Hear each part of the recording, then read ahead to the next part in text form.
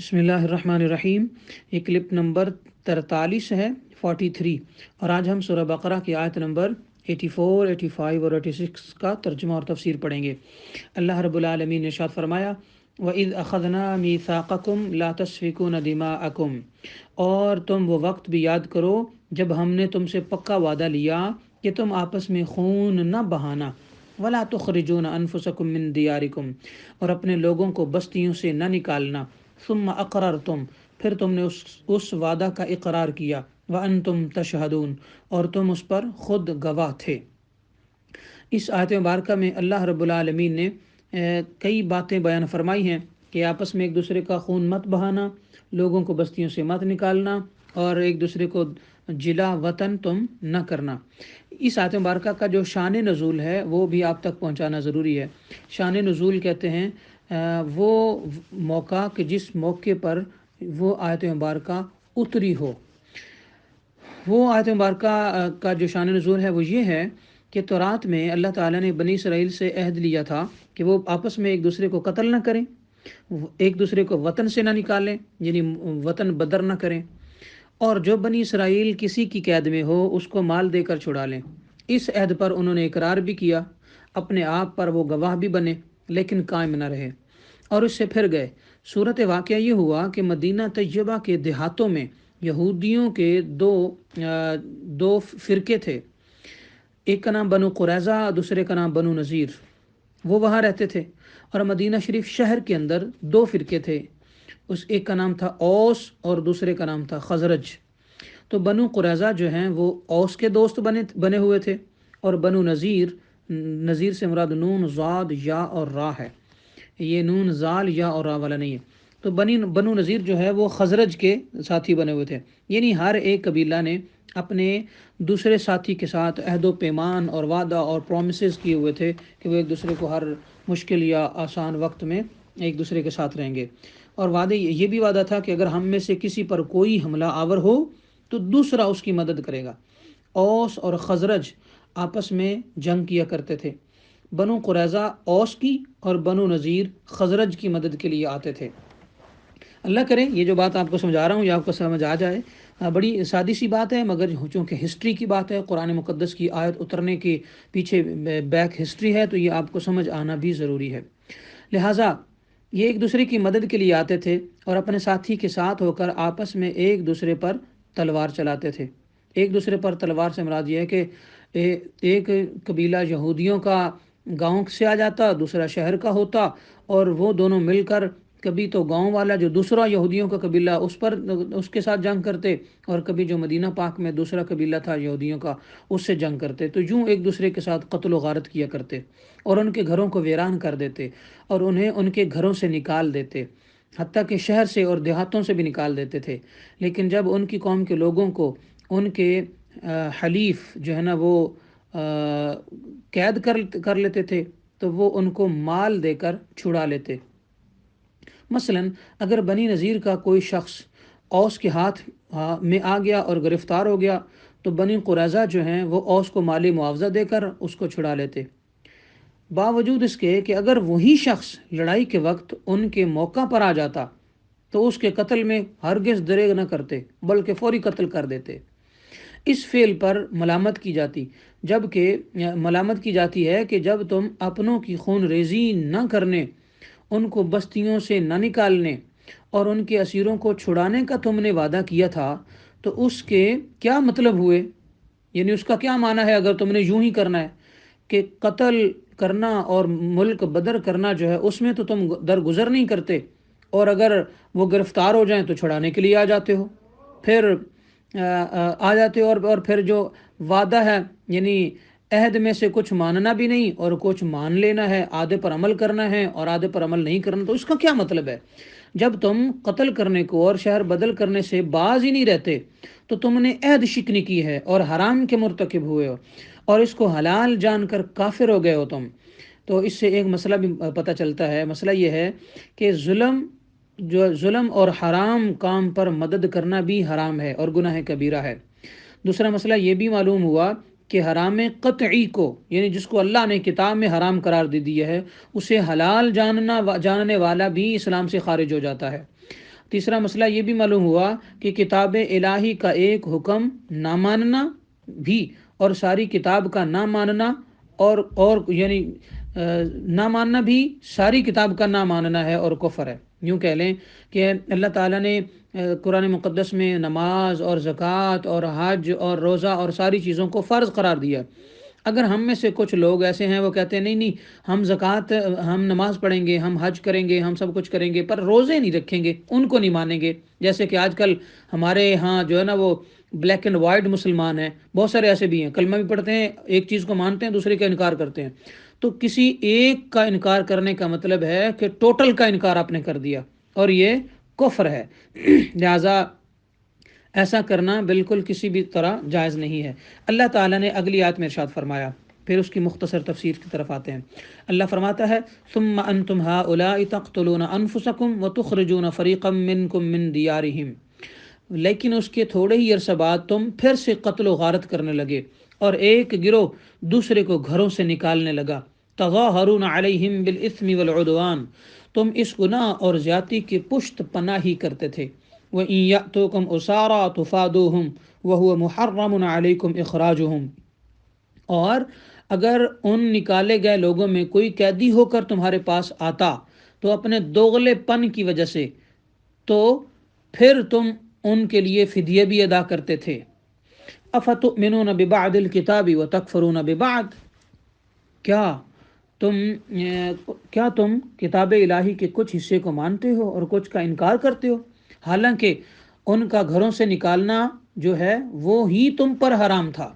تو فرمایا فما جزاء من يفعل ذلك منكم الا خزي في الحیاۃ الدنیا، پس جو کچھ تم کر رہے ہو اس کا بدلہ اس کے علاوہ کیا ہو سکتا ہے کہ دنیا کی زندگی میں ذلت و رسوائی ہو۔ وَيَوْمَ الْقِيَامَةِ يُرَدُّونَ إِلَىٰ أَشَدِّ الْعَذَابِ، اور قیامت کے دن تم سخت عذاب کی طرف دھکیل دیے جاؤ۔ وَمَا اللَّهُ بِغَافِلٍ عَمَّا تَعْمَلُونَ، اور تم جو کچھ کرتے ہو اللہ تعالیٰ اس سے ہرگز غافل نہیں ہے۔ ان دو آیات طیبات کی ایک اور مختصر تفسیر میں پیش کرتا ہوں۔ وہ یہ ہے کہ ان دو آیات میں اللہ تعالیٰ نے آیت نمبر 84 اور 85 میں اس طرف توجہ مبذول کرائی اللہ نے کہ معاشرہ کا اہم ترین حق یہ ہے کہ لوگ باہمی امن سے رہیں، ایک دوسرے کے ساتھ محبت سے رہیں اور ایک دوسرے کے حق ملکیت کو تسلیم کریں۔ یعنی کسی کی جو جہاں رہتا ہے اس کی وہاں پر ملکیت ہے، چاہے جائیداد ہو، وہ زمین ہو، وہ کھیتی باڑی کرنے کی زمین ہو یا کاروبار کی زمین ہو یا دکان ہو یا بزنس ہو، تو ملکیت کا جو حق ہے اسے تسلیم کیا جائے اور کوئی شخص کسی دوسرے کو اس کے گھر اور شہر سے بے دخل نہ کرے۔ اس سلسلہ میں یہود کی سخت مذمت کی گئی ہے، کیونکہ ان میں سے طاقتور لوگ اپنے ہی برادری کے لوگوں کی جائیداد ہتھیانے کے لیے یا باہمی رشتے کی بنا پر حق ملکیت سے محروم کر دیتے تھے اور انہیں گھروں سے نکال دیتے تھے، اور بعض اوقات تو وطن سے نکلنے پر بھی مجبور کر دیتے تھے۔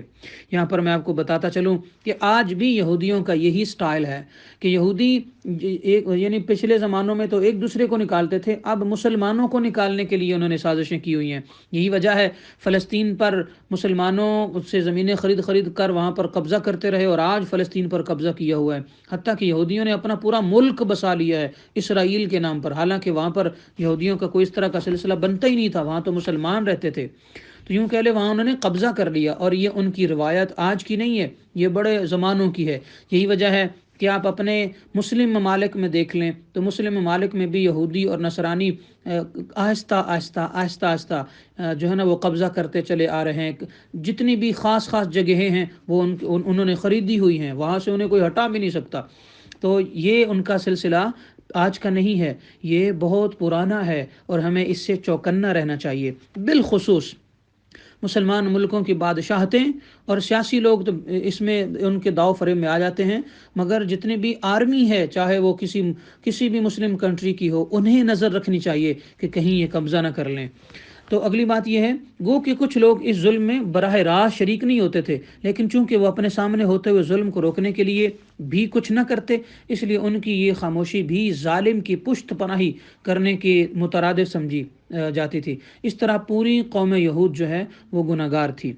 آج کل کچھ مسلمانوں میں بھی کئی قبضہ گروپ ہیں جنہیں اللہ کا خوف ہے نہ آخرت کی فکر۔ ایسے لوگوں کا عمل یہود سے کم برا نہیں۔ اسی طرح ہم میں سے بھی کئی ایسے لوگ ہیں جن کے لیے گناہ سے جو ہے وہ دوسروں کو روکنے کی تو دور کی بات، الٹا گناہگاروں اور ظالموں کی پشت پناہی کرتے ہیں۔ یوں کہہ لیں آج کل جو جتنا بڑا یوں کہہ لیں کہ جتنا بڑا بدماش ہوتا ہے، ہم اس کے ساتھ تعلقات بنا کر اس کے ساتھ اٹھتے بیٹھتے ہیں، تصویریں بناتے ہیں، ویڈیوز بنواتے ہیں، اسے اپنی شادیوں پر، مرنے پر اسے اپنے پروگرامز میں بلواتے ہیں، حتیٰ کہ اس میں بعض دفعہ مذہبی لوگ بھی باقاعدہ اس میں نظر آتے ہیں شامل ہوئے ہوئے۔ تو جو اس طرح کرتا ہے گویا کہ اس نے ظالم کے ساتھ کھڑے ہو کر اس کی تائید کی ہے، ظالم کے ساتھ، ظالم کو اپنے گھر میں بلا کر اسے تھپکی دے کر کہا کہ تو ظلم کر کے بڑا نام تیرا بنا ہے، لو ہم بھی تمہارے ساتھ ہیں۔ تو ایسا کرنے والے بھی گناہ گار ہیں، یہ جان لیں، چاہے وہ علماء ہوں، وہ پیر ہوں، وہ آفیسر ہوں، وہ بزنس مین ہوں، وہ شرفا ہوں یا وہ کوئی بھی ہوں۔ تو اتنے ایسے ظالم لوگوں کی پشت پناہی کرنے والے یا پھر ان کی حوصلہ افزائیاں کرنے والے بھی ان کے ظلم میں ضرور جو ہے نا وہ مجرم بنیں گے۔ ہمیں چوکنا رہنا چاہیے کہ کہیں ہم ظالم کی مدد تو نہیں کر رہے۔ تو مقام فکر ہے کہ کہیں ہمارا حساب کتاب بھی قوم یہود کی طرح نہ ہو۔ اللہ تعالی ہمیں معاف فرمائے۔ اور اگلی بات یہ ہے کہ یہود کا جو معاشرہ ہے وہ مفاد پرستی اور باہمی لوٹ مار کا معاشرہ تھا۔ ایک بڑی خاص بات بتانے چلا ہوں،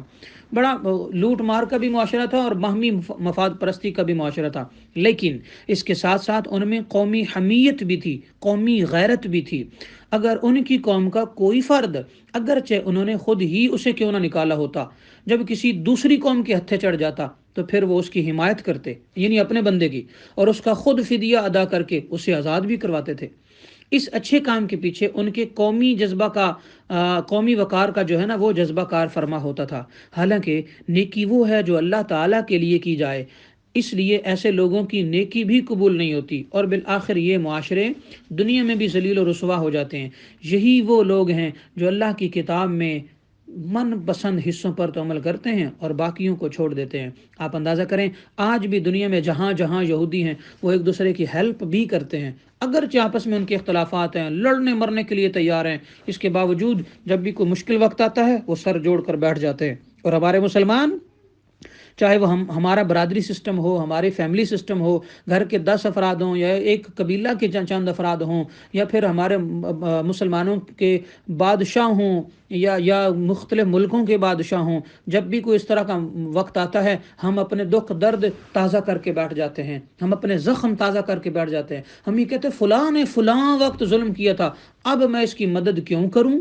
تو یہ سراسر غلط انداز ہے۔ یہودیوں نے ہمیشہ مشکل وقت میں اپنے دوسرے لوگوں کے لیے سر جوڑا ہے، اور مسلمان جو ہیں جب بھی مشکل وقت آتا ہے اسلام پر، یا مسلمان ملک جیسے کہ کشمیر ہے، برما ہے، فلسطین ہے، شام ہے، عراق ہے، افغانستان ہے، یا پھر ہمارے دیگر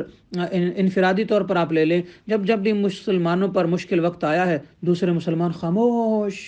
ایسے لگتا ہے جیسے انہیں خبر ہی کوئی نہیں، جیسے یہ تو دیکھ ہی نہیں رہے، یا جیسے کہ انہیں تو پتہ ہی کوئی نہیں، یا جیسے کہ ان کے تو وہ قاتل تھے اس لیے یہ چپ ہیں۔ تو یہ غیرت مر جانے کی دلیل ہے، یہ غیرت نہ ہونے کی دلیل ہے۔ اللہ تعالیٰ نے اس آیت مبارکہ میں یہ بھی بتایا ہے کہ یہودی ایک دوسرے کی مدد کرتے تھے، اگرچہ ایک دوسرے کو کاٹ کھاتے بھی تھے۔ لہٰذا اے مسلمانوں، تمہارے اندر بھی غیرت کا